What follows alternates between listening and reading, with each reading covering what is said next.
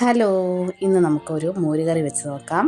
അപ്പോൾ അതിനുവേണ്ടി തൈര് ഇങ്ങനെ കളഞ്ഞ് ഒന്ന് മിക്സിയിൽ അടിച്ചോ കട്ട കളഞ്ഞ് നമ്മൾ എടുക്കുന്നുണ്ട്. ഇത് നമുക്ക് കടുക് വറക്കുന്നതിന് ആവശ്യമുള്ള സാധനങ്ങളാണ്. വറ്റൽമുളക്, കരിയാപ്പില, ഇഞ്ചി കൊത്തിയത്, അതുപോലെ കൊച്ചുള്ളി, കരിയാപ്പില, കാന്താരി എടുത്തിട്ടുണ്ട്.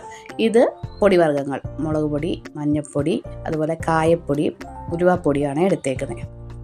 പാൻ അടുപ്പത്ത് വെച്ച് വെളിച്ചെണ്ണ ഒഴിച്ചു. വെളിച്ചെണ്ണ ചൂടാകുമ്പോൾ കടുക് ഇട്ട് പൊട്ടിച്ചു. കടുക് പൊട്ടിക്കഴിയുമ്പോഴത്തേനും നമ്മളതിലേക്ക് ഒരു നുള്ളു ജീരകവും കൂടെ ഇട്ട് പൊട്ടിച്ച് നമ്മൾ ഈ വഴറ്റി കൊടുക്കാനുള്ള സാധനങ്ങളെല്ലാം കൂടെ അതിലോട്ടൊന്നിട്ട് അത് നന്നായി വഴറ്റിയെടുക്കണം.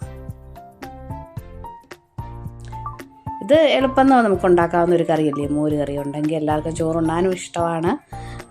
എല്ലാവർക്കും എളുപ്പം ഉണ്ടാക്കുകയും ചെയ്യാം. ഹോസ്റ്റലിലൊക്കെ താമസിക്കുന്നവർക്കാണെങ്കിലും എളുപ്പം ഉണ്ടാക്കാൻ പറ്റുന്നൊരു കറിയാണ് മോര് കറി. ഇത് മൂത്ത് വരുമ്പോഴത്തേന് നമുക്ക് അതിലേക്ക് നമ്മുടെ പൊടി വർഗ്ഗങ്ങളെല്ലാം കൂടെ ഇട്ട് കൊടുത്ത് പൊടി ഒന്ന് മൂത്ത് വരുമ്പോഴത്തേന് സ്റ്റൗ ഓഫ് ആക്കാം. നമുക്ക് എടുത്ത് വെച്ചേക്കുന്ന മോരിലേക്ക് ഇത് ചേർത്ത് കൊടുക്കാം.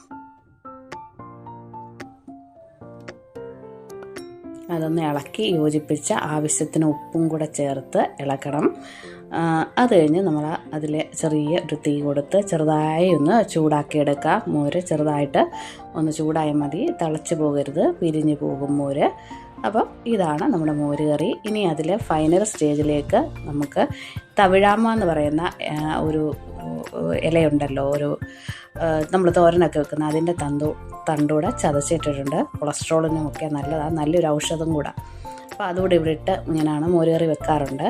അപ്പം കുട്ടികളൊക്കെ കഴിച്ചോളും. അപ്പോൾ നമ്മൾ ചോറെടുത്തു. മീൻകറിയാണെങ്കിൽ മത്തിക്കറിയുണ്ട്, കാന്താരി അരച്ച് വരട്ടിയ മത്തി വറുത്തതുണ്ട്, അതുപോലെ മത്തിയുടെ പനിഞ്ഞിൽ ഇതുപോലെ അട ആക്കിയതും ഉണ്ട്. പിന്നെ നമ്മുടെ മോര് കറി അടിപൊളിയായിരുന്നു നമ്മുടെ ഇന്നത്തെ ഉച്ചയൂണ്. നിങ്ങൾക്ക് എൻ്റെ ചാനൽ ഇഷ്ടപ്പെട്ടിട്ടുണ്ടെങ്കിൽ എൻ്റെ ചാനൽ സബ്സ്ക്രൈബ് ചെയ്തുകൂടെ എന്നെ എല്ലാവരും സപ്പോർട്ട് ചെയ്യണം. അപ്പോൾ എല്ലാവർക്കും നന്ദി.